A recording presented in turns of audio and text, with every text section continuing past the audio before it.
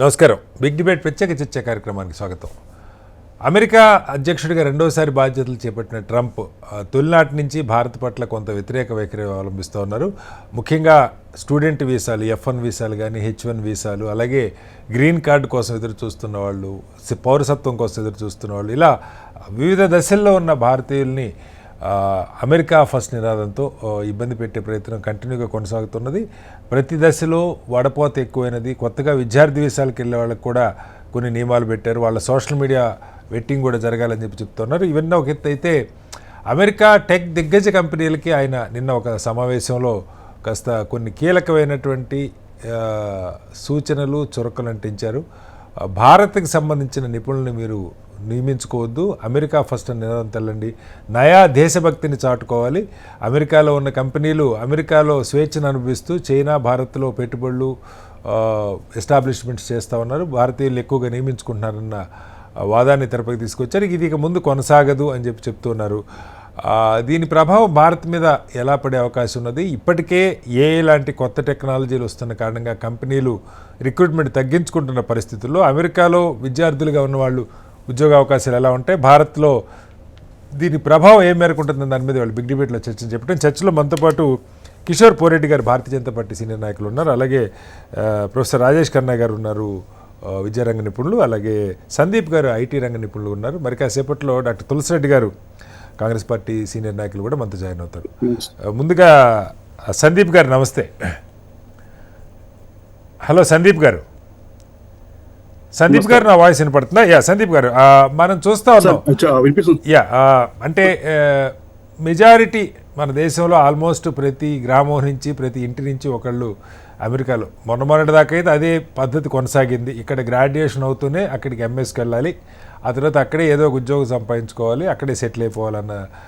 సరే, అది ఆ దేశానికి ఉపయోగపడుతుంది. కొంత మనకు కూడా ఇక్కడ ఉద్యోగాలు దొరకలేదన్న కొరత నుంచి బయటపడి వాళ్ళు కాస్త సంపాదించుకొని ఇండియా పంపించే పరిస్థితి, ఆర్థికంగా కుటుంబాలు ఎదిగే పరిస్థితి ఒకటి నడిచింది.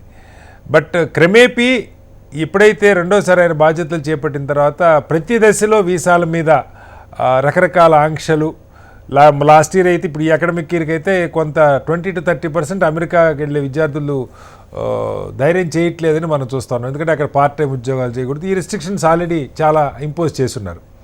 ఇప్పుడు కొత్తగా కంపెనీలకి, మైక్రోసాఫ్ట్, గూగుల్, లేదంటే యాపిల్ లాంటి కంపెనీలకి, ఎన్విడియా, టెక్సస్ ఇన్స్ట్రుమెంట్స్, పెద్ద పెద్ద కంపెనీలకి, వేలల్లో లక్షల్లో ఉద్యోగులు ఉండేటువంటి కంపెనీలకి అమెరికాలో మీరు అమెరికన్స్ని నియమించుకోవాలి, ఇండియాలో ఉన్నటువంటి డెవలప్మెంట్ సెంటర్స్ని తగ్గించుకోవాలి, క్రమంగా అమెరికాలోనే ఎక్కువ ఉద్యోగాలు ఇవ్వాలి, అవుట్సోర్సింగ్ చేయదు అన్నది కూడా చాలా కీలకంగా ఆయన చెప్పినట్టుగా కనపడుతోంది. ఏంటి అసలు దీని ప్రభావం ఎలా ఉండొచ్చు ఐటీ రంగం మీద?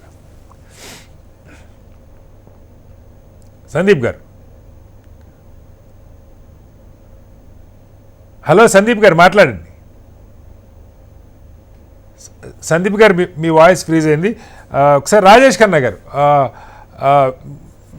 మీ అభిప్రాయం ఏంటి? దీని ప్రభావం భారత్లో ఉద్యోగ అవకాశాల మీద, లేకపోతే ఇతర వినపడుతుంది? రాజేష్ ఖన్నా గారు చెప్పండి. హలో, వినపడుతుంది సార్, వినపడుతుంది. రాజేష్ ఖన్నా గారు చెప్పండి. హలో, రాజేష్ ఖన్నా గారు మళ్ళీ వస్తారు మీ దగ్గరికి. కిషోర్ గారు ఏం చెప్తారు? ముందుగా శ్రీనివాస్ గారు మీకు, అట్లాగే రాజేష్ ఖన్నా గారికి, సందీప్ గారికి, తులసిరెడ్డి గారికి, మన హెచ్ఎం టీవీ ప్రేక్షకులందరికీ నమస్కారం అండి. నమస్తే సార్. మీకు తెలిసిందే, అమెరికా ఇప్పుడు $37 ట్రిలియన్ ఎకానమీ అప్పుల్లో ఉంది. అప్పుల్లో వాళ్ళ ఎకానమీ కన్నా కూడా చాలా ఎక్కువగా అప్పుల్లో ఉంది అమెరికా ఈరోజు. సో డొనాల్డ్ ట్రంప్ వస్తూనే మేక్ అమెరికా గ్రేట్ అగైన్ అంటూ, మాగా స్టాండ్ అంటూ ఇప్పుడు అమెరికన్ ఎకానమీని ఇంప్రూవ్ చేయాలి అన్న దీంతో, దానికి ఆయన ఎంచుకున్న మార్గాలు ఏంటంటే 2 ఉన్నాయి. ఇప్పుడు గత 2 దశాబ్దాలుగా చైనాకి మ్యానుఫ్యాక్చరింగ్ అంతా చైనాకి వెళ్ళిపోయింది, కాబట్టి మ్యానుఫ్యాక్చరింగ్ జాబ్స్ అమెరికాలో ఉండకుండా అయిపోయాయి. అలాగే సర్వీసెస్ జాబ్స్ అంటే ఎట్లా, ఎస్పెషల్లీ టెక్నాలజీ ఎనేబుల్డ్ సర్వీసెస్ అంటాము. ఇప్పుడు ఐటీఈఎస్ అంటారు, ఐటీ ఇండస్ట్రీ ఎనేబుల్డ్ సర్వీసెస్ అని చెప్పి, ఇన్ఫర్మేషన్ టెక్నాలజీ ఎనేబుల్డ్ సర్వీసెస్. ఇట్లాంటివి ఏవైతే రిమోట్గా మనము వర్క్ చేయొచ్చు. అంటే సాఫ్ట్వేర్ జాబ్సే కానివ్వండి, ఇన్ఫర్మేషన్ టెక్నాలజీ జాబ్సే కానివ్వండి, కాల్ సెంటర్ జాబ్సే కానివ్వండి, బిజినెస్ ప్రాసెస్ అవుట్సోర్సింగ్, ఇట్లాంటివన్నీ కూడా మన దగ్గర కాస్త తక్కువ ఖర్చుకి మనము ఇక్కడ టాలెంట్ పూల్ని ఉపయోగించి తక్కువ ఖర్చుకి ఆ సర్వీసెస్ ఇవ్వగలం చేయబట్టి అట్లా అన్నీ కూడా చాలా వరకు అన్నీ అని కాదు, ఏది మ్యానుఫ్యాక్చరింగ్ చేయకపోయినంత విధంగా కాలేదు కానీ, బట్ అమెరికాలో కూడా టెక్నాలజీ ఇండస్ట్రీ పరిపుష్టిగానే ఉన్నా, బట్ ఇండియాని వాడుకోవడం మొదలుపెట్టారు. ఎన్నో గ్లోబల్ కంపెనీస్ మీకు హైదరాబాద్లోనే ఉన్నాయి, ఎక్కడికో పోవాల్సిన అవసరం లేదు. గూగుల్ దగ్గర నుంచి, మైక్రోసాఫ్ట్ దగ్గర నుంచి, వెల్స్ ఫార్గో లాంటి బ్యాంక్స్ దగ్గర నుంచి, ఫార్మా కంపెనీస్, ఇట్లాంటివన్నీ కూడా వారి ఐటీ విభాగాల్ని గ్లోబల్ కాంపిటెన్సీ సెంటర్స్ అని చెప్పి ఇండియాలో ఎస్పెషల్లీ హైదరాబాద్, దాని తర్వాత గుర్గాం ఇట్లాంటి ప్లేసెస్లో, చాలా బెంగళూరు, పూణే ఇట్లాంటి ప్లేసెస్లో విపరీతంగా ఎస్టాబ్లిష్ చేశారు. కొన్ని 10 లక్షల మంది ఈ ఇండస్ట్రీలో ఇండియాలో మనం చేస్తాం. సో ఇప్పుడు ఏమంటున్నారు అని అంటే, ట్రంప్ ఏమంటున్నారంటే మ్యానుఫ్యాక్చరింగ్ జాబ్స్ అటు వెళ్ళిపోయాయి, సర్వీసెస్ ఎస్పెషల్లీ టెక్నాలజీ జాబ్స్ ఇండియాకి వెళ్ళిపోయాయి. ఈ కంపెనీలన్నీ కూడా వాటి హెడ్ క్వార్టర్స్ కొన్నిటికి, ఇప్పుడు గూగుల్ ఉందనుకోండి, ఆల్ఫాబెట్ అంటారు ఇప్పుడు ఆ కంపెనీ పేరు, వాళ్ళు ఏం చేస్తారంటే యాపిల్ ఇట్లాంటివన్నీ ఐర్లాండ్లో డబ్లిన్, అక్కడ తక్కువ ట్యాక్స్ రేట్ అక్కడికి పంపించి ప్రాఫిట్స్ అన్ని ఏమో ఐర్లాండ్కి పంపిస్తున్నారు, ఉద్యోగాలన్నీ ఇండియా చైనాకి పంపిస్తున్నారు. మొత్తం అమెరికా ఎంటీ అవుతోంది. కాబట్టి ఈ మ్యానుఫ్యాక్చరింగ్ ఉత్పత్తి సంబంధించిన ఉద్యోగాలనేమో టారిఫ్లు అంటారు. అంటే ఇంపోర్ట్ డ్యూటీస్, చైనా నుంచి వస్తువు ఇంపోర్ట్ చేసుకోవాలంటే 100%, 150%. అదొక ఎపిసోడ్ నడిచింది కదా మనకి, టారిఫ్స్ కూడా నడిచింది. ఇచ్చారు. ఈ మ్యానుఫ్యాక్చరింగ్ ఏమో టారిఫ్ల ద్వారా నేను హ్యాండిల్ చేస్తాను. ఈ సర్వీసెస్ ఇండస్ట్రీలో మాత్రం వారు చేయగలిగింది పెద్దగా లేదు. ఒకవేళ ప్రాఫిట్స్ అన్ని ఐర్లాండ్కి పోతున్నాయనంటే అమెరికాలో ట్యాక్స్ రేట్లు తగ్గించుకుంటే లాభదాయకంగా ఉంటే వారు అమెరికా కన్నా మూవ్ చేయగలరు. కానీ ఇండియాది ఒక యునీక్ పొజిషన్ ఉందండి. అమెరికా ఈరోజు టెక్నాలజీ ఎవరి చేతిలో ఉంటే, టెక్నాలజీలో ఎవరు అడ్వాన్స్డ్ గా ఉంటే వాటే విజయం అన్నట్లుగా ఉంది. జియో పాలిటిక్స్ లో కూడా ప్రపంచం మొత్తం. మొన్న మనము ఇది ఆపరేషన్ సింధూర్ లో కూడా ఇదే చూసాం. ఎవరు ఇలాంటి టెక్నాలజీ ఉందన్న దాన్ని బట్టి, ఎందుకంటే సైనికులు యువతల నుంచి అవతల నుంచి యువతలకి పెద్దగా వెళ్ళి గ్రౌండ్ ఫైట్ చేసింది లేదు, మొత్తం టెక్నాలజీ డిపెండెంట్ అయిపోయింది. సో ఈ రోజు ప్రపంచంలో ఎవరి దగ్గర అయితే టెక్నాలజీ ఉంటుందో వారి ఇటు ఆర్థికంగా కానీ, అటు ఈవెన్ మిలిటరీ వైజ్ గా కానీ, అంటే శక్తి వైజ్ గా వారే ముందుకెళ్లే అవకాశాలు కనిపిస్తున్నాయి. అదొక్కటే మోస్ట్ ఇంపార్టెంట్ అని తెలుసు. ఇప్పుడు ఆర్టిఫిషియల్ ఇంటెలిజెన్స్ ఈ మధ్య మనం కూడా చూస్తున్నాము, చాట్ జీపీటీ అని, గ్రోక్ అని, ఇవన్నీ మనం చూస్తున్నాం. ఎంత అడ్వాన్స్ అయిపోయిందంటే ఈ ఆర్టిఫిషియల్ ఇంటెలిజెన్స్ లో డెవలప్మెంట్ కూడా ఎంత అడ్వాన్స్ అయిపోయిందనంటే, ఎన్నో సెక్టర్స్ లో ఉద్యోగాలని ఖతం చేసే విధంగా, అంటే పూర్తిగా ఎలిమినేట్ ఇవ్వాలి. మనకి ఎక్కడో దాకా ఎందుకు ఇవ్వాలి? సత్యనారాయణ గారి స్టేట్మెంట్ చూస్తే మొత్తం అంతా గందరగోళంగా ఉందని మైక్రోసాఫ్ట్ CEO చెప్తున్న పరిస్థితి కిషోర్ గారు.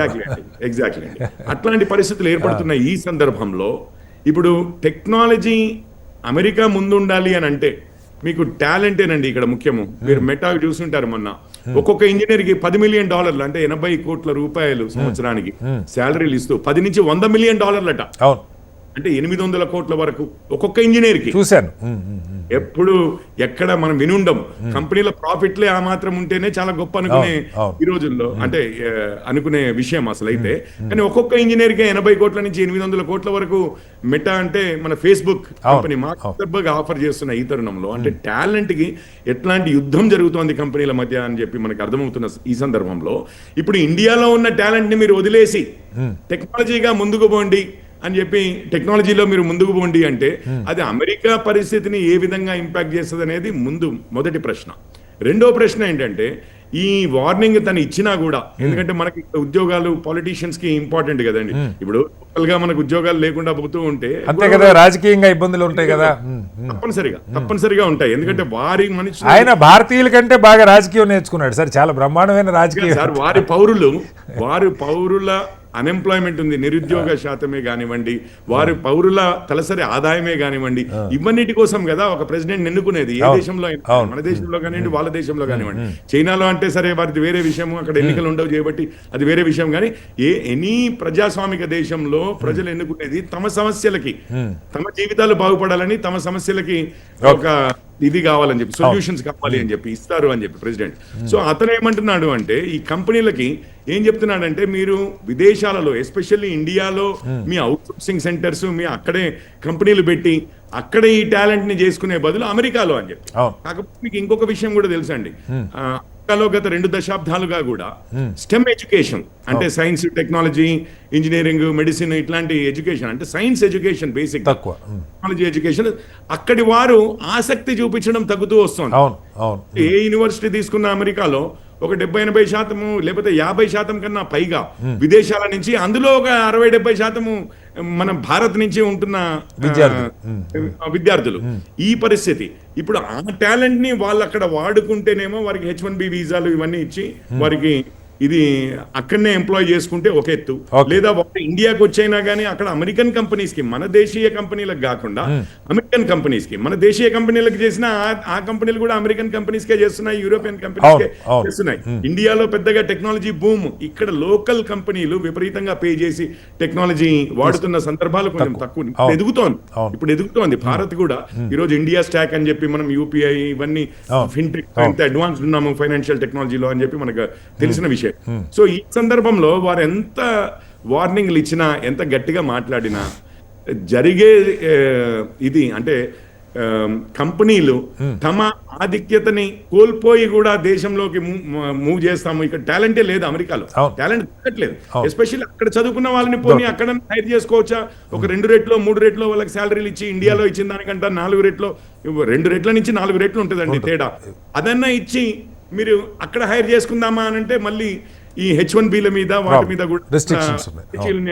సో వారికి బేసిక్ గా టాలెంట్ పూల్ లేదు, తయారవడం లేదు ఈ సమయంలో. కాకపోతే వీరికి ఈ వార్నింగ్లు ఇవ్వడం అనేది అది నేను అనుకోవడం more about politics rather about reality. Politics కోసం చేస్తున్న ప్రక్రియ కానీ నిజంగా జరగగలిగే విధంగా అయితే కనిపించట్లేదు. ఇంకొక విషయం ఇప్పుడు భారతీయుల్ని హైర్ చేసుకోవద్దు, అది ఇండియాలో గానీ అమెరికాలో గానీ విదేశీయులని హైర్ చేయొద్దు అని అంటున్నారు టెక్నాలజీలో. ఆ శక్తి ఎవరి దగ్గర ఉంది? ఈ కంపెనీల దగ్గర లేదు. యాక్చువల్లీ నిజం చెప్పాలంటే ముందు ఎవరి దగ్గర ఉంది? ప్రెసిడెంట్ దగ్గర ఉందండి, రాష్ట్రపతి దగ్గర ఉంది. ఇప్పుడు H1B వీసాలు అక్కడ కాంగ్రెస్ అంటారు. కాంగ్రెస్ అంటే మన దగ్గర ఇక్కడ లోక్సభ రాజ్యసభ కలిపి అక్కడ కాంగ్రెస్ అంటారు, పార్లమెంట్ అంటాం, కాంగ్రెస్ అంటాం. కాంగ్రెస్ దగ్గర ఉంది H1B వీసాలంటే విదేశీయులని అమెరికాలో పనిచేసుకోవడానికి ఇచ్చే వీసా, రైట్? ఆ వీసాలు ఎన్ని అనేది వాళ్ళే చెప్తూ మీరందరూ తగ్గించుకోవాలంటే అసలు అంతెందుకు సార్ మేము తగ్గించడం ఏంటి? ముందు మీరు H1B వీసాలు ఏమైనా తగ్గించేది ఉంటే ప్రభుత్వంగా తగ్గించాలి కదా. అది కూడా గట్టిగానే దృష్టి పెట్టారన్న వార్తలు కానీ మాట్లాడుతున్నారు కానీ ఆయన ఆ పని అయితే ఇంతవరకు చేయలేదు. సో దాన్ని బట్టే మీకు ఏమర్థం అవుతుందంటే ఇది కొంచెం పొలిటికల్ స్టేట్మెంట్స్ ఇందులో. ఎస్పెషల్లీ మీకు ఉత్పత్తి విషయంలో అయితే ఓకే, ఒక విధంగా ఉంది, చైనా కాకపోతే వేరే దేశాల నుంచి ఎక్కడి నుంచి అయినా తెచ్చుకోవచ్చు అని. కానీ టాలెంట్ విషయంలో ఎస్పెషల్లీ ఇంజనీరింగ్ ఇట్లాంటి టాలెంట్ ఎస్పెషల్లీ ఐటీలో ఇండియాని మించిన దేశం లేదు. మొన్నే ఒక రిపోర్ట్ వచ్చిందండి, ఏఐ ఇండస్ట్రీ ఉంది కదా ఇప్పుడు అమెరికా, ఇప్పుడు ఏఐ కదా నెంబర్ 1 అసలు ప్రపంచాన్ని మార్చేసేది. దాంట్లో విదేశీయులు ఎంతమంది పనిచేస్తున్నారు, అందులో భారతీయుల సంఖ్య 75% భారతీయుల నుంచి అంటే భారతదేశంలో పుట్టిన వారే ఉన్నారు ఏఐలో. బట్టి వాళ్ళు దేశ పురోగతిని ఆపుకుందామని అనుకుంటే తప్పించి ఆపలేరు. మళ్ళీ వస్తాను కిషోర్ గారి దగ్గరికి. ఒకసారి సందీప్ గారు, మీరు విన్నారు అంటే వాస్తవం ఒక రకంగా ఇది ఉన్నప్పటికీ, కొంత రాజకీయం ఉన్నప్పటికీ సమస్య ఎక్కడ వస్తుందంటే అమెరికాకి సంబంధించి మన వాళ్ళు ఇక్కడ పోస్ట్ గ్రాడ్యుయేషన్ చేసిన తర్వాత ఉద్యోగాన్వేషణ కోసం అమెరికా వెళ్ళట్లా.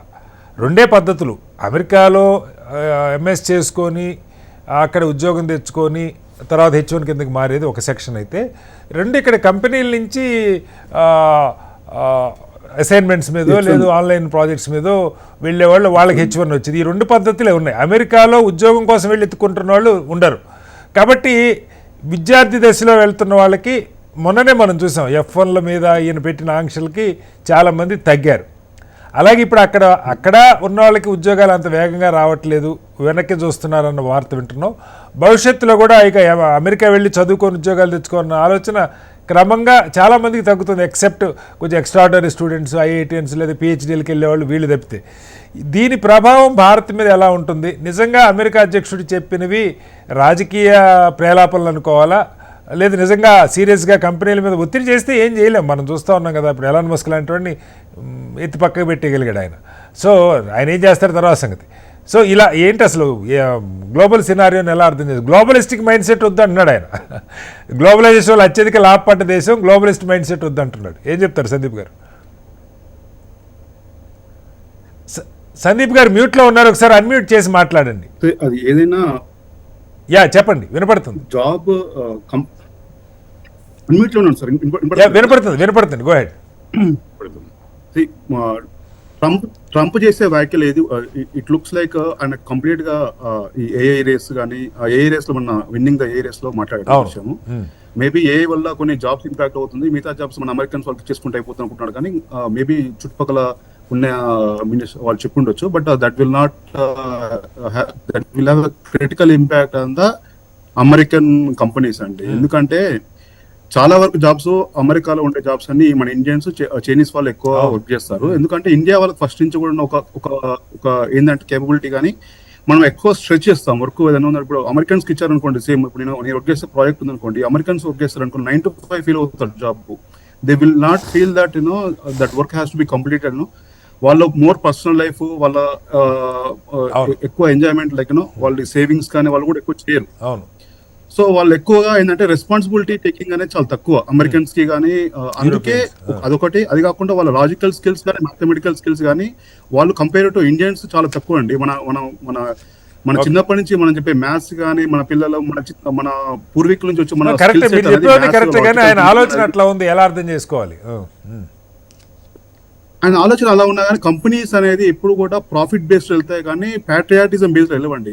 ప్యాట్రియాటిజం బేస్డ్ వెళ్ళాలంటే గ్లోబలైజేషన్ లో ఎక్కడ చీప్ లేబర్ దొరుకుతుంది. సపోజ్ వాళ్ళ కంపెనీ ప్రొడక్ట్స్ మన ఇండియాలో సేల్ చేసుకోవచ్చు, అంటే ఎక్స్పోర్ట్ చేసుకోవచ్చు. Example, lot of companies are adapting US technologies in terms of software implementations. Same times మన సాఫ్ట్వేర్ లోనే చేయొద్దు అనేది అంటున్నాడు. అది చాలా ఇంపార్టెంట్. అది గ్లోబలైజేషన్ లో ఏమైతుందంటే ఒక కంపెనీకి సేమ్ ప్రాజెక్ట్ 1 crore ఉంది అనుకోండి, దాన్ని చీప్ లేబర్ ఎక్కడ దొరుకుతుందో అక్కడ. సో అమెరికన్స్ సేమ్ ఉండొచ్చు టాలెంట్, బట్ ఇండియన్స్ ఉండొచ్చు. బట్ సేమ్ టైం ఏమైతుందంటే ఎక్కడ చీప్ లేబర్ దొరుకుతుందో, ఎక్కువ తక్కువ వర్క్ చేస్తున్నారో అట్లా వెళ్తారు జనరల్ కంపెనీస్ ప్యాట్రియాటిజం పట్టుకోవాలంటే కొన్ని ఇష్యూస్ లో ఏమన్నా అమెరికన్ సెక్యూరిటీ అట్లాంటి విషయాల్లో they can think of all these things. But quit basis లో గ్లోబలైజేషన్ లో it will not go like Trump చెప్పాడని చెప్పేసి మనం హైర్ చేసుకోకుంటే companies will impact, right? So it is corporate world. Corporate will have always look for profits, not for patriotism based.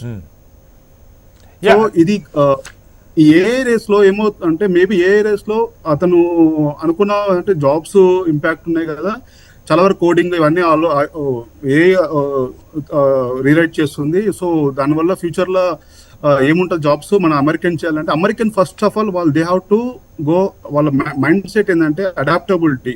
Indians కూడా adaptability, teams work and cross culture working కానీ compare to Indians వాళ్ళు అంతా work చేయరు అనేది నా అభిప్రాయం. ఇప్పుడు ఈ డేటా సెంటర్స్, జీసీసీ సెంటర్ వీటి విషయంలో కూడా చాలా పెద్ద ఎత్తున పెట్టుబడులు ఇండియాలోకి రాబోతున్నాయి ఈ అమెరికన్ కంపెనీస్ నుంచి అని మనం వింటూ ఉన్నాం సందీప్ గారు ఇప్పటిదాకా. అంటే ఈయన చర్యల వల్ల, అంటే ఉదాహరణకి యాపిల్ ఎరకి ఇబ్బంది పెట్టారో మనం చూసాం టారిఫ్స్కి సంబంధించి. అమెరికాలో తయారు కాకపోతే భారీగా టారిఫ్స్ అనేసరికి ఆ డెడ్ లైన్ ముందు రోజే 5 లక్షల యాపిల్ ఫోన్లు చైనా నుంచి అమెరికాకి షిఫ్ట్ చేసుకున్న పరిస్థితి. ఇండియాలో కూడా యాపిల్ మ్యానుఫ్యాక్చరింగ్ చాలా పెద్ద ఎత్తున ఉంది. సో ఇతని చర్యల వల్ల ఆ కంపెనీల పెట్టుబడులు కానీ వాళ్ళు ఇండియాలో, అమెరికాలో ఉద్యోగాల సంగతి తర్వాత, అసలు ముందు ఇండియాలో ఎస్టాబ్లిష్మెంట్స్ విషయంలో ఏమైనా మార్పులు వస్తాయా? కానీ ఇది మనం గొప్ప అవకాశం కూడా తీసుకొచ్చాడండి. ఇప్పుడు మనం ఆల్రెడీ మనం 15 years బ్యాక్ హైదరాబాద్ కంపేర్ చేయండి, హైదరాబాద్ ఉన్న గ్లోబల్ సెంటర్స్ ఇప్పుడున్న గ్లోబల్ సెంటర్ కంపేర్ చేయండి, it's almost it is turning like A silicon valley Hyderabad it self.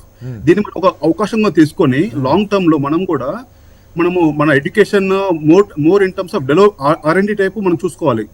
మనం అమెరికన్ కంపెనీస్ ఏం చేస్తున్నాయి, వాళ్ళు ఒక సాఫ్ట్వేర్ డెవలప్ చేసి వాటిని ఇంప్లిమెంట్ చేసుకొని వరల్డ్ వైడ్ ఇచ్చేస్తున్నారు. దాంట్లో most of the customers Indians ఉన్నారు, చైనీస్ ఉన్నారు. సో వాళ్ళ ప్రొడక్ట్ వాళ్ళకి అమ్ముతున్నారు కదా అండి. సో మనం పే చేస్తున్నాం కదా. సో ఇన్ టర్మ్స్ ఆఫ్ ఇది అవకాశంగా తీసుకొని మన గవర్నమెంట్ కూడా R&D సైడ్ కానీ లైక్ ఆల్రెడీ స్టార్ట్అప్స్ అవన్నీ మనం చూస్తున్నాము. సో ఇంకో 10-15 years లో it will turn in to in positive way for India as well.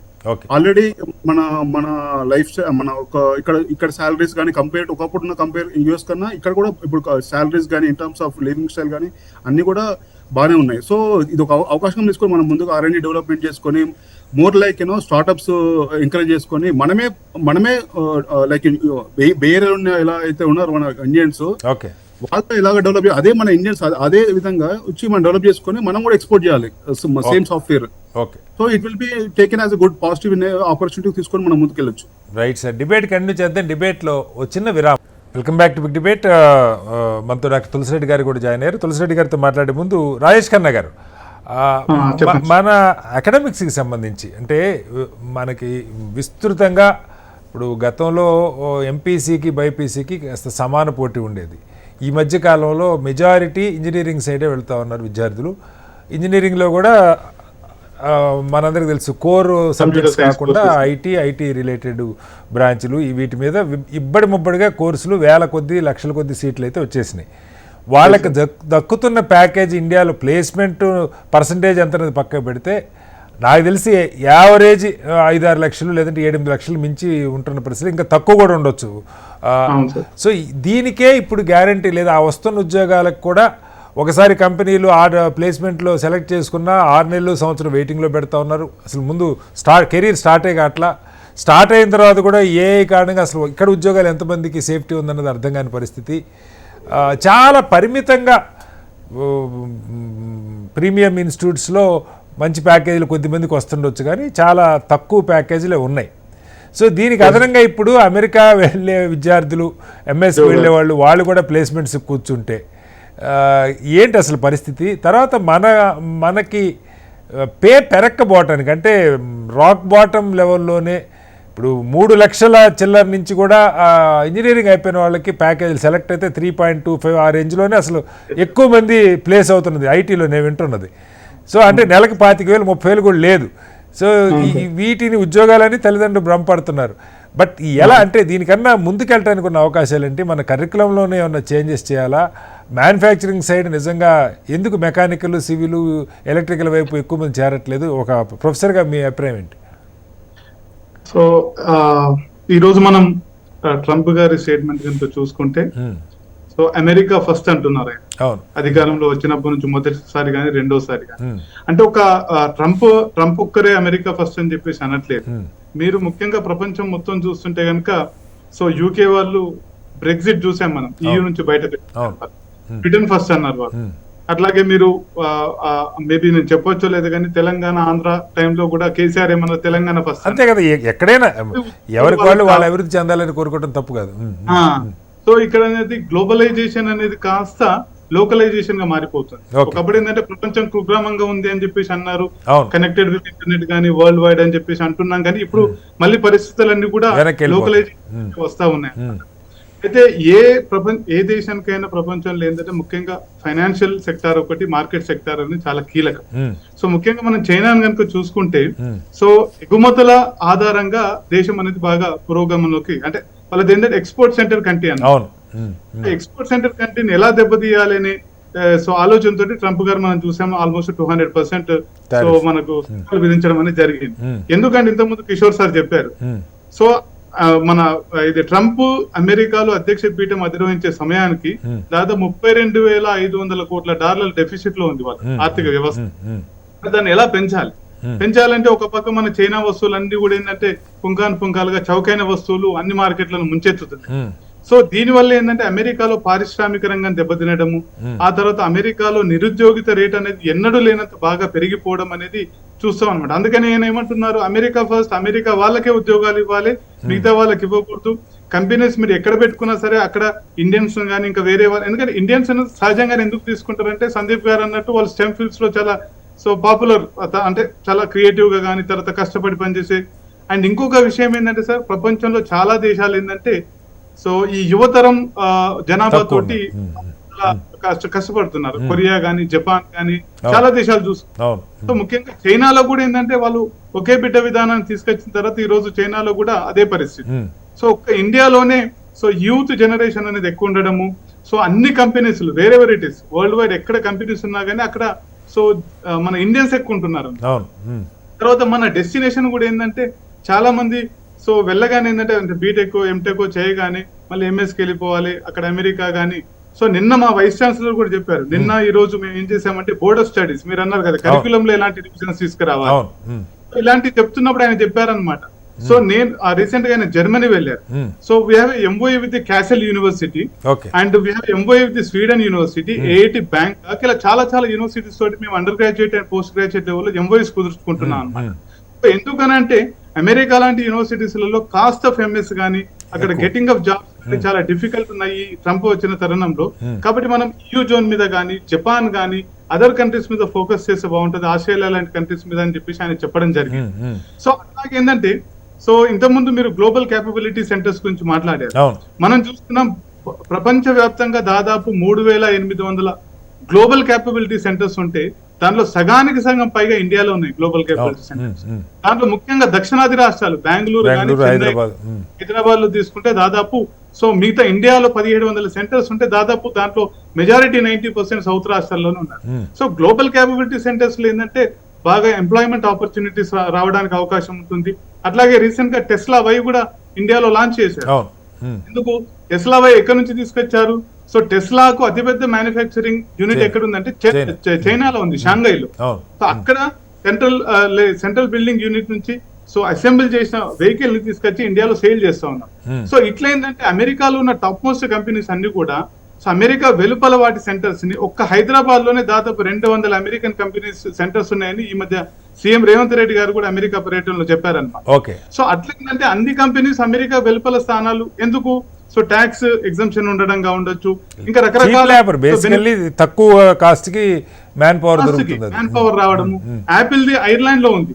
So వాళ్ళ మేధోపరమైన హక్కులన్నీ కూడా అక్కడ తక్కువ ట్యాక్స్ కే ఉన్నాయి కాబట్టి యాపిల్ అక్కడ పెట్టుకున్నారు. సో ఈ విధంగా ఏంటంటే అమెరికా ఫస్ట్ అనేది సో ఆయన చెప్తున్నప్పటికీ maybe so being a president of America ఆయన వాదనలో నిజం ఉండొచ్చు.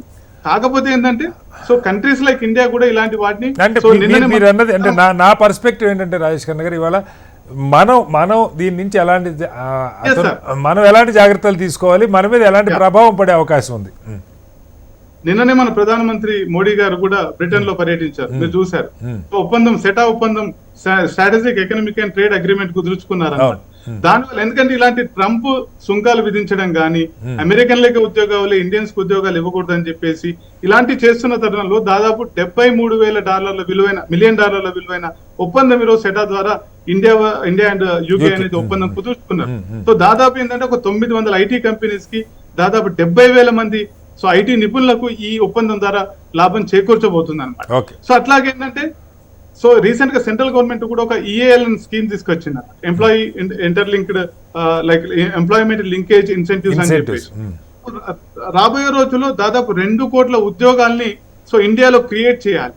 ఎలాంటి పరిస్థితులు ఉత్పన్నమైన ప్రపంచవ్యాప్తంగా సో ఇలాంటి క్రియేట్ చేయడం వల్ల ఏంటంటే మనని మనం కాపాడుకోగలుగుతామని చెప్పేసి. అట్లాగే మీరు ముఖ్యంగా ఎడ్యుకేషన్ గురించి అడిగారు. ఈ రోజు మీరు ట్రంప్ గురించి మాట్లాడితే ఆయన హార్వర్డ్ కి మొత్తం నిధులన్నీ మొత్తం కోసేశారు. అట్లాగే అమెరికాలో అన్ని రాష్ట్రాలు సంయుక్త రాష్ట్రాలలో ఉన్న సో విద్యారంగానికి సంబంధించిన నిధులన్నీ కూడా ఆయన ఆపేశారు. ఎందుకంటే నేను చెప్తున్నానంటే ఇండియా నుంచి అదర్ కంట్రీస్ నుంచి చాలా మంది స్టూడెంట్స్ వచ్చి స్కాలర్షిప్లు ఇస్తున్నారు, మీరు అమెరికన్ స్టూడెంట్స్ కి ఏం చేయట్లేదు అని చెప్పేసి. మరి ఒక చైనా విషయంలో మాత్రం చాలా ఉదారంగా వ్యవహరించారు. ఎందుకంటే సో ఈ మధ్య ఒక అగ్రిమెంట్ కూడా చైనా తోటి చేసుకున్నారు ఆయన. చైనా అనేది ఏంటంటే ప్రపంచంలోనే రేర్ ఎర్త్ మ్యాగ్నెట్స్ అంటారు సార్, చాలా విడిభాగాలలో రేర్ ఎర్త్ మ్యాగ్నెట్స్ వాడతారు అనమాట. అవి అమెరికా దగ్గర లేవు. చైనాలోనే ప్రపంచంలో లీడింగ్ ఎవరంటే రేర్ ఎర్త్ మ్యాగ్నెట్స్ చైనా ఒక్కటే. సో చైనీస్ స్టూడెంట్స్ కి మాత్రం ఫ్రీగా అడ్మిషన్స్ ఇచ్చేస్తాము, చైనాలో ఉన్న రేర్ ఎర్త్ మ్యాగ్నెట్స్ మాత్రం అమెరికాకి ఇస్తుందని చెప్పేసి ట్రంప్ అన్నారు. అట్లాగే జెలెన్స్కీ తోటి కూడా చూసాం, మీ దగ్గర ఉన్న మెటీరియల్స్ అన్ని ఇచ్చేయండి నేను యుద్ధం ఆపుతానని. సో ఇట్లా ప్రతివాన్ని బెదిరించడము, అమెరికా ప్రయోజనాలే ముఖ్యంగా నేను ఇంకా పెద్దగానే ఉంటానని చెప్పేసి ఇరాన్ మీద కూడా యుద్ధం అంటున్నాడు. కానీ ఆయన కుచించుకుపోతారు. అమెరికా ఒకప్పుడు మొత్తం ప్రపంచాన్ని శాసించే పద్ధతిలో ప్రపంచంలో గ్లోబలైజేషన్ కంపెనీలు పెట్టడం విస్తరణ మీద దృష్టి పెట్టింది. ఇప్పుడు తిరిగి మీరు అన్నట్టు వెనక్కి వెళ్తున్న పరిస్థితి కనపడుతుంది. రాజేష్ ఖన్నా గారు మళ్ళీ వస్తాను Axiom 4 లో కూడా రీసెంట్ గా శుభం శుక్లా వెళ్ళారు. Axiom 4 మిషన్ లో దాంట్లో కూడా ఏంటంటే ఒక హంగేరీ ఒక పోలాండ్ ఓన్లీ 1 అమెరికనే ఉన్నారు, మిగతా వాళ్ళందరూ అదర్ కంట్రీస్. అట్లాగే నాన్ డోమ్ ట్యాక్స్ కూడా ఈ రోజు బ్రిటన్ లో కూడా చాలా మంది బిలియనర్స్ వాళ్ళ కంట్రీని వదిలి వెళ్ళిపోయే ప్రమాదం ఉందన్నమాట. ఎందుకంటే నాన్ టోల్ ట్యాక్స్ అనేది చాలా విషయాలలో కూడా అమెరికా, బ్రిటన్ వాళ్ళకి చాలా ప్రాబ్లమ్స్ క్రియేట్ చేస్తున్నాయి. మన కంట్రీస్ చాలా ఇప్పుడు ఆఫ్ క్యాంపస్ కూడా పెడుతున్నారు సార్. అమెరికన్ యూనివర్సిటీస్ ఇండియాలో కూడా ఆఫ్ క్యాంపస్ పెడుతున్నారు. అట్లాగే మన వాళ్ళు దుబాయ్ లో ఆఫ్ క్యాంపస్ పెడుతున్నారు. అటు ఎడ్యుకేషన్ లో గ్రాప్ చేసేస్తున్నారు, ఇటు ఎంప్లాయ్మెంట్స్ లో గ్రాప్ చేసేస్తున్నారు. అమెరికా ప్రయోజనాల్ని దెబ్బతీస్తున్నారు చాలా కంట్రీస్. కాబట్టి వాళ్ళకి ఇవ్వకూడదనే నినాదంతో ట్రంప్ వస్తున్నాడు. మనం కూడా జాగ్రత్త పడాలి, దీని ఆపర్చునిటీకి మలుచుకోవాలని చెప్పేసి నేను. తులసిరెడ్డి గారు, అంటే మౌలికంగా ఇప్పుడు ఏ దేశమైనా ఇందాక అందరూ చెప్పింది ఏంటంటే సహజం అది. సరే, మనకేదో అవకాశం దొరికింది, ఇప్పుడు దాకా విస్తృతంగా మనం వెళ్ళాం, అవకాశాలు పొందాం, మళ్ళీ అవకాశాలు ఎక్కడుంటే అక్కడ అందిపుచ్చుకుంటాం, అది సెకండరీ. కానీ ఎవరికాళ్ళు కుచించుకుపోతున్నప్పుడు దీనికి ఒక కొత్త పేరు, ఇది ఒక నయా దేశభక్తి, నిజంగా అమెరికా నష్టపోద్దా, దీనివల్ల లాభపడదా వేరే చర్చ. కానీ అతను ఒక రాజకీయ స్టేట్మెంటా లేదు కొంత మూర్ఖత్వంతో రకరకాల ప్రయోగాలు చేస్తూ ఉన్నాడు. కానీ భారత్ ఎప్పటికైనా ప్రధాని చెప్తున్నారు ఆత్మనిర్భరత అని చెప్పి. ఈ ఆత్మనిర్భరత అంటే సెల్ఫ్ రిలయన్స్, మన కాళ్ళ మీద మనం నిలబడటం అన్ని రకాలుగా, మన ఉపాధి, మన ఉద్యోగ అవకాశాలు, మన సంపద సృష్టి, వీటి మీద. దానికి ఒక్క ఐటీ రంగం కాకుండా ఎప్పటి నుంచో మనం మాట్లాడుకుంటుంది మ్యానుఫ్యాక్చరింగ్లో మనం అవకాశాలు అందిపుచ్చుకోవాలి, వ్యవసాయ రంగంలో అగ్రి ఇన్ఫ్రా పెరగాలి, అలాగే మౌలిక వస్తువుల కల్పన మీద భారీగా దృష్టి పెట్టాలి. ఇవన్నీ కూడా ఉపాధి కల్పన పెరగటానికి చాలా పెద్ద అవకాశాలను ఇస్తాయి అన్నది. అలాగే నైపుణ్యాలు పెరగాలి. ఇంకా అన్నీ ఐటీలో ఇందాక చెప్తున్నాను కదా సార్, యావరేజ్ 3, 4, 5 లక్షల లోపే సార్, ఇంకా తక్కువే ఉంది వాస్తవంగా మాట్లాడితే. పేరుకి ఐటీ ఉద్యోగం, సాఫ్ట్వేర్ ఉద్యోగం, ల్యాప్టాప్ కంపెనీ అని చెప్పుకోవటం, కానీ వాస్తవంగా ఆ స్థాయి వేతనాలు లేవు అక్కడ కూడా వాస్తవం. ఇంకా వాళ్ళు పని గంటలు 8 గంటలు చేస్తారా, 16 గంటలు చేస్తారా, అది వేరే చర్చ.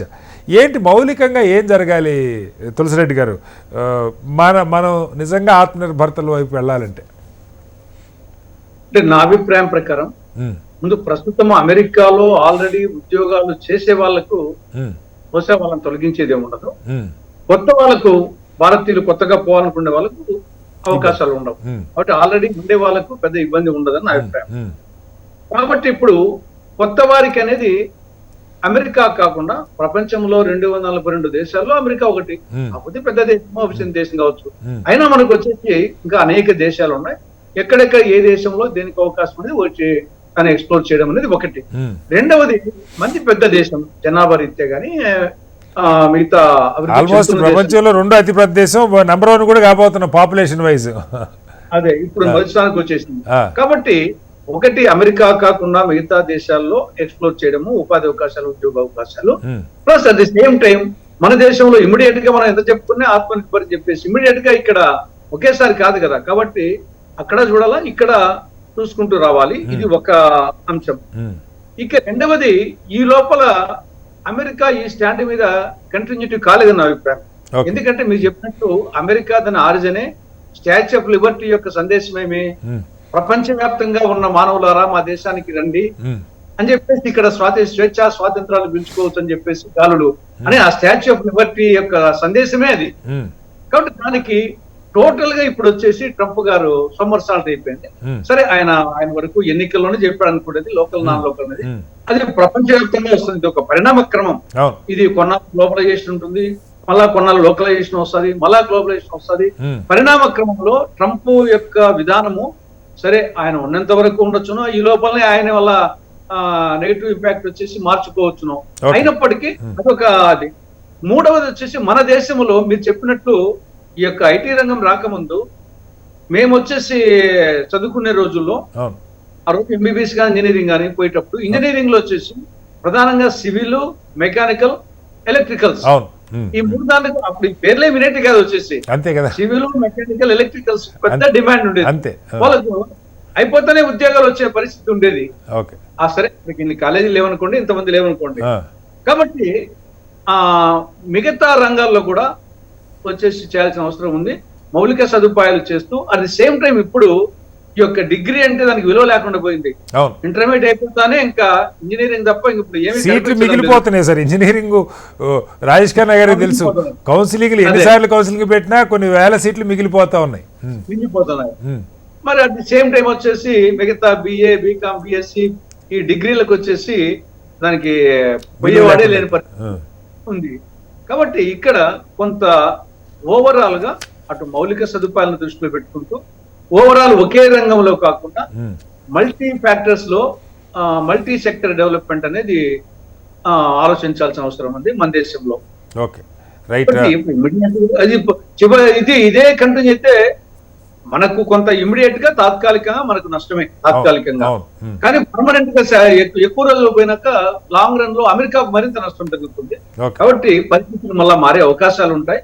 కానీ ఈ లోపల వచ్చేసి మనది పెద్ద దేశం కాబట్టి నిరుద్యోగం ఇప్పటికే తాండవిస్తా ఉంది. జాగ్రత్తలు తీసుకోవాల్సిన అవసరం ఉంది. మన ఊరికే మాటలతో కాదు, కానీ ఇది మాట చెప్పినంత మాత్రాన మంది 3వ ఆర్థిక శక్తి 4వ ఆర్థిక శక్తి ఎన్ని చెప్పుకోవచ్చు, కానీ ఒక దిక్కు నిరుద్యోగము, ఆకలి కేకలు ఎన్ని వచ్చేసి అన్నో ఉన్నాం. మన పొరుగు దేశాల కంటే కూడా అధ్వాన పరిస్థితుల్లో ఉన్నాం. మనం చెప్పుకుంటా ఉంటాం, ఒకవైపు వచ్చేసి అంతర్భిక్షకి పోయింది, చంద్రయానం ఇని చెప్పుకుంటా, కానీ ఒక పక్క ఆకలి కేకలు, సంతోష జాబితా, మానవరుల్లో మన పొరుగు దేశాల కంటే కింద ఉన్నాం. అది కూడా ఆలోచించాలి. రైట్. ఒకసారి కిషోర్ గారు, కోర్ బ్రాంచెస్ సంబంధించి ఇప్పుడు మనం వింటాను కూడా, ఉదాహరణకి హైదరాబాద్లో భారీగా అంటే ఇన్ఫ్రాస్ట్రక్చరు, కంపెనీలు, కన్స్ట్రక్షన్ అవుతూ ఉంది. వాటిలో ఆటోమేషన్ పెరిగిపోయింది. ఇంజనీరింగ్, సివిల్ ఇంజనీరింగ్ చదివిన వాళ్ళకి స్కిల్స్ లేవు. ఈ స్కిల్స్ అన్నది ప్రతి రంగంలో, ఇప్పుడు మెకానికల్లో కానీ, సివిల్లో కానీ, కెమికల్, ఇప్పుడు మనది ఫార్మా హబ్బు, ఇక్కడ అసలు కెమికల్ తీసుకునే పిల్లలే కనపట్ల. నార్త్ నుంచి వచ్చిన వాళ్ళు చాలామంది ఉద్యోగం. అంటే ప్రతి రంగంలో ఇండస్ట్రీకి ఈ మధ్యకాలంలో కేంద్ర ప్రభుత్వం ఒక పథకం స్టార్ట్ చేసింది. కంపెనీస్ ఇంటర్న్షిప్ ఇవ్వాలి, ఖచ్చితంగా ఒక 6 నెలలు సంవత్సరం వాళ్ళు చేయించుకోవాలని. అంటే నిజంగా జాబ్ ఓరియంటెడ్ స్కిల్స్ ఈ రంగాల్లో, వాస్తవంగా ఆ రంగాల్లో జీతాలు కూడా వీటికంటే తక్కువేం కాదు సార్. సరైన ఉద్యోగం తెచ్చుకోగలిగితే సివిల్ అయినా, మెకానికల్ అయినా, కెమికల్ సైడ్ అయినా ఐటీ ఉద్యోగాల కన్నా తక్కువేం లేవు. కానీ ఎందుకో వాటి మీద మనకి ఒక విముఖత యూత్లో ఏర్పడింది. పోనీ ఏ రంగంలో ప్రతి కాలేజీ 3-4 పేర్లతో 3-4 బ్రాంచ్లు స్టార్ట్ చేసినా కానీ అక్కడ ముందు అక్కడ ఉన్న స్టాఫ్కి ఆ కోర్సులు చెప్పే నైపుణ్యం ఉందా లేదా, కొత్త కోర్సులు, ఆ కరికులమ్స్ డిజైన్ చేసుకునేది, ఇవన్నీ ఏదో ఒక ప్రక్షాళన అయితే జరగాల్సిన అవసరం ఉందా? రీథింకింగ్ అంటాం కదా, మనం ఎలా ముందుకు వెళ్ళాలనే దాని మీద లోతుగా ఆలోచన చేసుకోకపోతే నష్టపోతామో అనిపిస్తుంది. కిషోర్ గారు ఏం చెప్తారు? అవునండి, మీరు అన్నది వాస్తవం. ఎందుకంటే ఇప్పుడు మనం ఫార్మా ఇండస్ట్రీ మన హైదరాబాద్లో మనం ఒక హబ్, ఫార్మా హబ్ అన్నట్లుగా కెమికల్ ఇంజనీరింగ్ కానివ్వండి, లేకపోతే బయాలజికల్ డ్రగ్స్ ఇవన్నీ ఇక్కడే కదా కానివ్వండి, ఇవన్నిట్లలో ఎక్స్పర్టీస్ లేకుండా, మాలిక్యులర్ బయాలజీ ఇట్లాంటివన్నిట్లలో ఎక్స్పర్టీస్ లేకుండా, డ్రగ్ డిస్కవరీ అయినా కానీ, డ్రగ్ మ్యానుఫ్యాక్చరింగ్ అయినా కానీ, ఇట్లాంటివన్నీ ఎఫ్డిఏ రెగ్యులేషన్స్ ఇవన్నీ మీకు తెలిసినవే.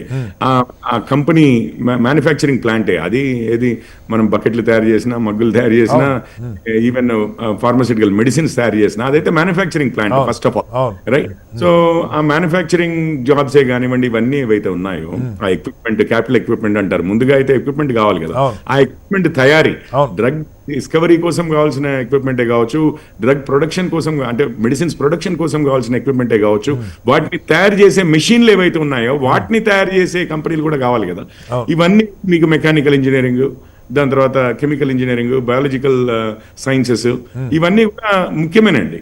అయినా కానీ ఇప్పుడు Y2K వచ్చినప్పుడు సడన్ గా 2000 సడన్ గా ఏమైందనంటే, ఒకటేసారి సమయం తక్కువగా ఉండి ఎప్పటి నుంచో బిల్డ్ చేసిన సాఫ్ట్వేర్ సిస్టమ్స్ అన్ని ఒకటేసారి అప్గ్రేడ్ చేయవలసి వచ్చినప్పుడు, మార్పులు చేయవలసి వచ్చినప్పుడు, ఒకటేసారి అక్కడ అమెరికాలో కొరత ఏర్పడి విపరీతంగా అవసరం అయ్యి వాళ్ళు గేట్లు ఓపెన్ చేశారు. చేసేసరికి మీకు తెలుసు, ఇప్పుడు భారతదేశంలో ఆ రోజున్న ఆర్థిక పరిస్థితులకి ఈ రోజున్న పరిస్థితులు మారినా కూడా, ఆ రోజున్న పరిస్థితులకి అమెరికాలో ఉండే జాబ్ కి దీనికి మధ్యలో చాలా వ్యత్యాసం ఉంది. సో అందరూ ఐటీ సైడ్ వెళ్ళిపోయారు. ఐటీ ఎట్లాంటి ఫీల్డ్ అంటే బేసిక్ లెవెల్స్ వరకు, ఇప్పుడు ఏఐలో లేకపోతే గూగుల్ సెర్చ్ ఇంజిన్స్ బిల్డ్ చేయడమో, లేకపోతే ఇంకేదో లార్జ్ స్కేల్ ప్రోడక్ట్స్ బిల్డ్ చేయడమో, అవన్నీ డిఫికల్టీ అయింది. బట్ రోజువారీగా వాడే ఐటీ సాఫ్ట్వేర్ ప్రోడక్ట్స్ ని అందులో వర్క్ చేయడము అంత పెద్ద డిఫికల్టీ కాదు. మనకు అమీర్పేటలో 6 నెలలు ట్రైనింగ్ తీసుకుని ఏ ఇంజనీర్ అయినా కానీ, ఇంజనీర్ చేయని వాళ్ళైనా కానీ, సైన్స్ స్టూడెంట్స్ అయినా కానీ కాస్త ఐటీలో చేయగలిగారు, రాణించారు. సో ఆ అవకాశం ఉండగా మొత్తం ఒక వేవ్ లాగా మొత్తం అమెరికా దారి పట్టడం మొదలుపెట్టారు.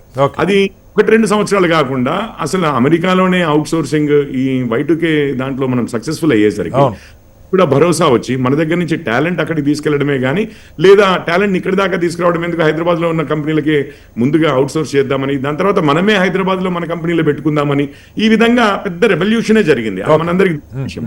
కాకపోతే ఈ రోజు మీరు అన్నట్లుగా ఏఐ వస్తోంది, అదే కాకుండా మనం మ్యానుఫ్యాక్చరింగ్ హబ్ కూడా అవ్వాలనుకుంటున్నాము. మ్యానుఫ్యాక్చరింగ్ ఇంప్రూవ్ చేయాలి. ఇవి కాకుండా ఇంకా వేరే ఫీల్డ్స్ ఉన్నాయండి. ఫర్ ఎగ్జాంపుల్ తెలంగాణలో కన్స్ట్రక్షన్ ఇండస్ట్రీ చాలా పెద్ద ఇండస్ట్రీ, అదే చెప్పాను మొదట లక్షల్లో. కానీ అందరూ రాజస్థాన్ నుంచో, లేకపోతే ఇప్పుడు ఫ్లోరింగ్ వేయాలంటే, బండలు వేయాలంటే రాజస్థాన్ నుంచి, లేకపోతే కన్స్ట్రక్షన్ లో ఉత్తరప్రదేశ్ నుంచి, జార్ఖండ్ నుంచి, బీహార్ నుంచి, ఒడిషా నుంచి, మన హాస్పిటాలిటీ ఇండస్ట్రీలో, హోటల్స్ లో, పబ్లలో మీరు ఎక్కడ పోయినా కానీ రెస్టారెంట్లలో మొత్తము ఒడిషా లేకపోతే జార్ఖండ్, ఈ ఛత్తీస్గఢ్ ఇట్లాంటి ప్రాంతాల్లో నుంచి చాలా మంది ఉంటారు. చాలా మంది ఈవెన్ తెలుగు కూడా ఉండదు, ఇక కొద్ది ఇంగ్లీష్ తో, హిందీతో మేనేజ్ చేస్తూ ఉంటారు. సో ఉద్యోగాలు లేవని కాదు, మీకు గ్రోత్ ఉంటే ఉద్యోగాలు ఉంటాయి.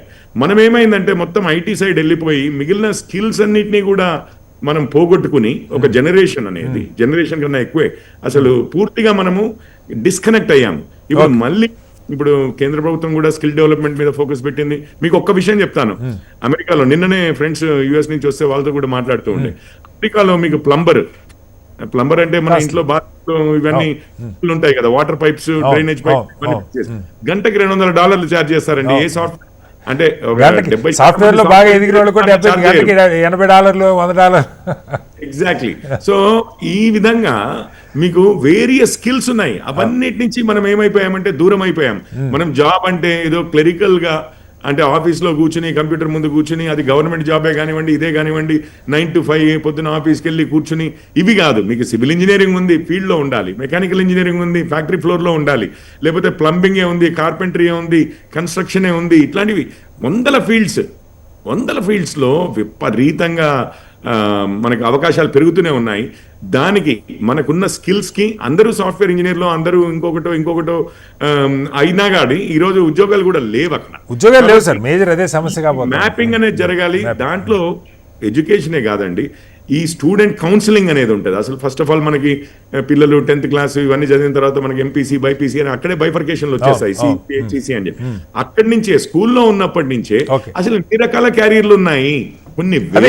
ఈ కసరత్తు అంతా జరుగుతుందా భారత్ లో? డిగ్నిటీ ఆఫ్ లేబర్ నేర్పిస్తున్నావా? నిజమైన స్కిల్స్ ఇస్తున్నావా? రెండు మేజర్ ఇష్యూస్ సార్. ఇప్పుడు రెండు మేజర్ ఇష్యూస్ ఈ రోజు కూడా మన రాజకీయ వ్యవస్థలో ఎటువంటి ఎంప్లాయ్మెంట్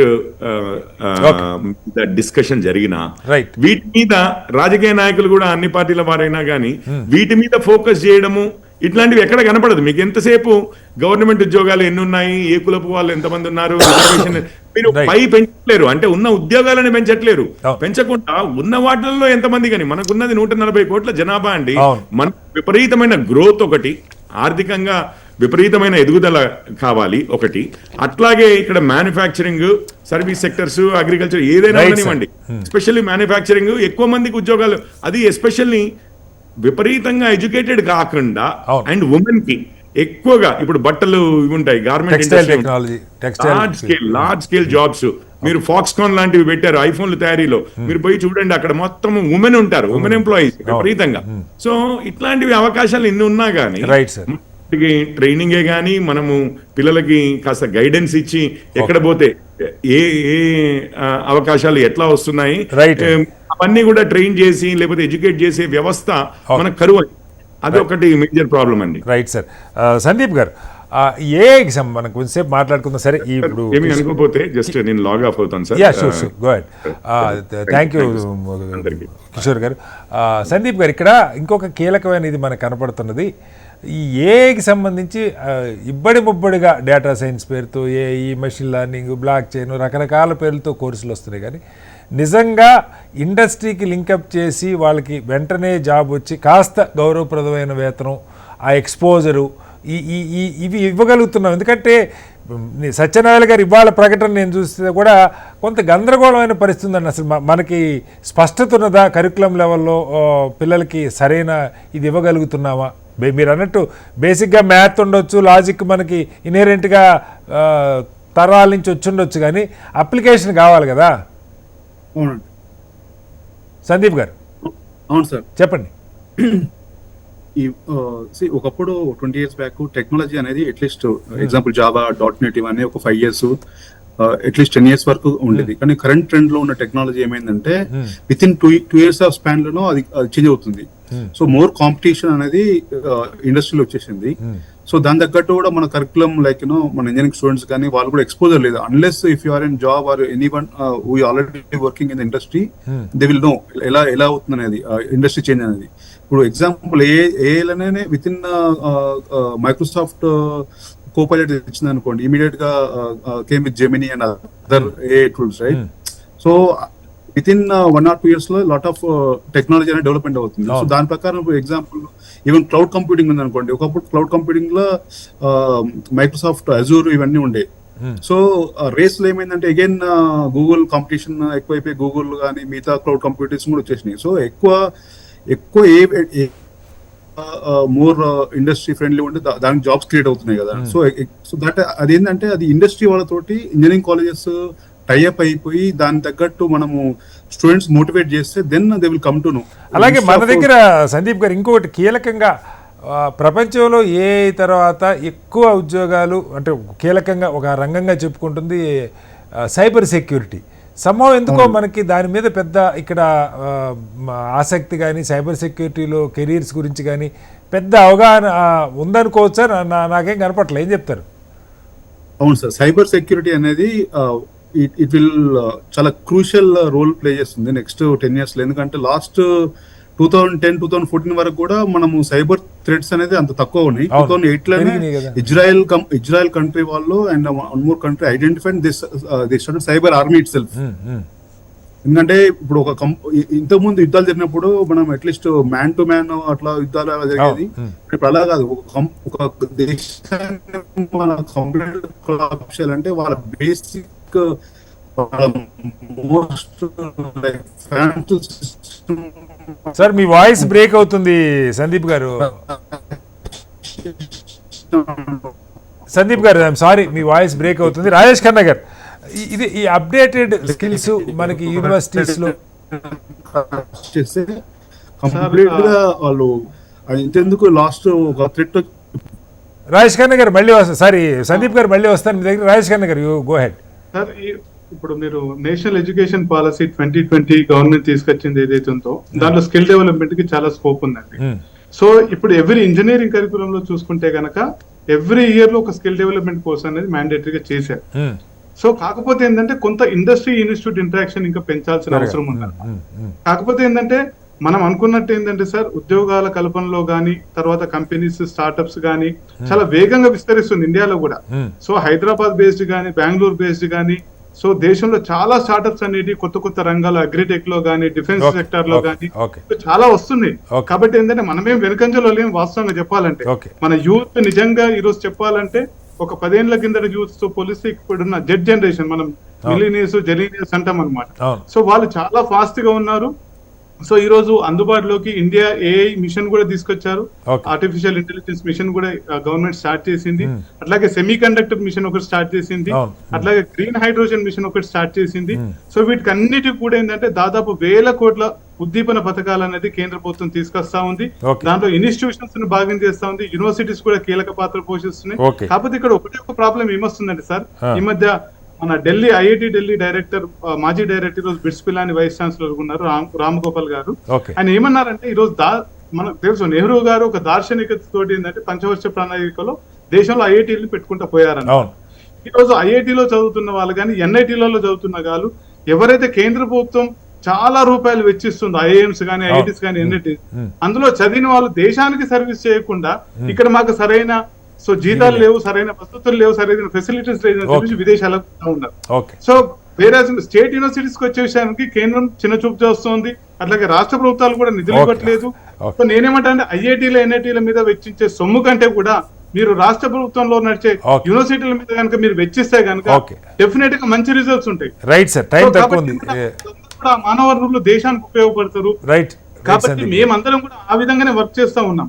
సో రాష్ట్రాల ముఖ్యమంత్రులు ఈ విషయంలో చొరవ తీసుకోవాలి కొంత. సో నిధులు బాగా తీసుకురావాలి సెంట్రల్ గవర్నమెంట్ నుంచి, అట్లాగే స్టేట్ నుంచి కూడా తీసుకురావాలి. ఆ తర్వాత కార్పొరేట్ సోషల్ రెస్పాన్సిబిలిటీ కింద ఇండస్ట్రీస్ ని లింకప్ చేయాలి. Right sir. సందీప్ గారు, రాజేష్ ఖన్నా గారు మన్నించాలి, టైం తక్కువ ఉంది. ఒకసారి తులసిరెడ్డి గారు లాస్ట్ లో అంటే ఈ ఎంఎస్ఎంఈలు ఇప్పుడు మనకి పెద్ద ఎత్తున సెమీ స్కిల్డ్ పాలిటెక్నిక్ ఐటీఐ చదువుకున్న స్థాయిలో వ్యవసాయ రంగం తర్వాత అతిపెద్ద ఉపాధి అవకాశాలు ఉండేది ఎంఎస్ఎంఈ. ఇప్పుడు ఏంటి మనకి ఐటీఐల్ని కొత్తగా ఇప్పుడు తెలంగాణలో ఉదాహరణకి పాత ఐటీఐలు అన్నింటి మళ్ళీ రెజ్యూనేట్ చేసే ప్రయత్నం, అంటే ఉపాధి కల్పనకి సరైన స్కిల్స్ ఇచ్చేటువంటి ప్రయత్నం జరుగుతోంది. సో ఈ డైరెక్షన్లో ఏమైనా ఆలోచన చేయాలంటారా? మన ఎడ్యుకేషన్ సిస్టమ్ లో primary education, secondary, higher education లో ఎలా ఉందంటే ఇప్పుడు ఐటీఐల కంటే పాలిటెక్నిక్ కాలేజీలు ఉన్నాయి, పాలిటెక్నిక్ కాలేజ్ ఇంజనీరింగ్ కాలేజీలు ఉన్నాయి. కానీ తగ్గ యాక్చువల్ గా పైకి పోయేకల్లా హైయర్ ఎడ్యుకేషన్ పిరమిడ్ స్ట్రక్చర్ పోవాలా. కానీ 10th క్లాస్ లో ఎంతమంది పాస్ అయితే అంతమంది ఇంజనీర్లు కావాలా, ఎక్కడ వస్తే ఉద్యోగాలు. ఇది ఒకటి. రెండవది వచ్చేసి ఆ పైకి పోయే వాళ్ళలో స్కిల్ డెవలప్మెంట్ లేదు. ఓన్లీ వచ్చేసి కరికులం బట్టి పట్టడము, మార్కులు టైప్ అయిపోయింది తప్పనిచ్చేసి కొన్ని దాంట్లోకి ఉంది, కానీ మిగతా దాంట్లోకి వచ్చేసి స్కిల్ డెవలప్మెంట్. కాబట్టి స్కిల్ డెవలప్మెంట్ మీద ఈ యొక్క ఎడ్యుకేషన్ లో పిరమిడ్ స్ట్రక్చర్ మంది సిలిండర్ స్ట్రక్చర్ పోతుంది. కింద ఎంతమంది ఉంటే అంతమంది పైకి పీజీ గ్రాడ్యుయేట్స్ అందరికి ఉద్యోగాలు రావడం. కాబట్టి ఇప్పుడు అమెరికాలో 12th క్లాస్ అయిపోయినాక చాలా మంది అమెరికన్స్ వచ్చేసి వాళ్ళు ఆ లోపల వాళ్ళు ఉద్యోగాలు చేసి బతుకుంటుంది. కానీ మన వాళ్ళు చదువుతా ఉండాల్సిందే, ఎన్నాళ్ళైనా పేరెంట్స్ వచ్చేసి తాగుతూ ఉండాల్సిందే అనే సిస్టమ్ ఎడ్యుకేషన్ దాని మాట్లాడాలి. రైట్ తులసిరెడ్డి గారు, టైం తక్కువ ఉంది. ఏదేమైనా ప్రపంచవ్యాప్తంగా పరిస్థితులు చాలా వేగంగా మారుతున్నాయి, రాజకీయంగా పరిస్థితులు మారుతూ ఉన్నాయి. ఏ దేశానికి ఆ దేశం గ్లోబలైజేషన్ నుంచి వెనక్కి తిరిగి చూసుకుంటూ ముందు మనం ఫస్ట్ అన్న దాని దగ్గరికి వెళ్తూ ఉన్న పరిస్థితి. దీంతో పాటుగా టెక్నాలజీలో శరవేగంగా మార్పులు వస్తూ ఉన్నాయి. కాబట్టి భారత యువత, ముఖ్యంగా తెలుగు రాష్ట్రాల యువత చాలా అంటే చాలా అప్రమత్తంగా ఉండాలి. అవకాశాలని అందిపుచ్చుకునే తరహాలో నైపుణ్యాలను పెంచుకోవాలి. ఒక చోట ఆగిపోయే పరిస్థితి మాత్రం ఉండకూడదు. నిత్య విద్యార్థులుగా కొనసాగుతూ ఉండాల్సిన పరిస్థితి. ముఖ్యంగా టెక్నాలజీ అప్డేట్ కాకపోతే మాత్రం ఏఐ రిలేటెడ్ కానీ లేదు వాళ్ళ రంగాల్లో అత్యున్నతమైన లేటెస్ట్ టెక్నాలజీని అప్డేట్ చేసుకోకపోతే అవకాశాలు మరింత కుచించుకుపోయే అవకాశం ఉంది. పోటీ మరింత పెరగబోతుంది. విదేశాల్లో అవకాశాలు తగ్గుతున్న నేపథ్యంలో భారత్లో పోటీ మరింతగా పెరిగే అవకాశం ఉంది. కాబట్టి మరింత ఎక్కువ ఫోకస్డ్గా కష్టపడాల్సిన అవసరం అయితే ఉంది. చర్చలో పాల్గొన్న కిషోర్ గారికి, అలాగే తులసిరెడ్డి గారికి, రాజేష్ ఖన్నా గారికి, సందీప్ గారికి ధన్యవాదాలు. ఇది వాళ్ళ బిగ్ డిబేట్. రేపు మరోస్తే మళ్ళీ కలుద్దాం. నమస్కారం సార్.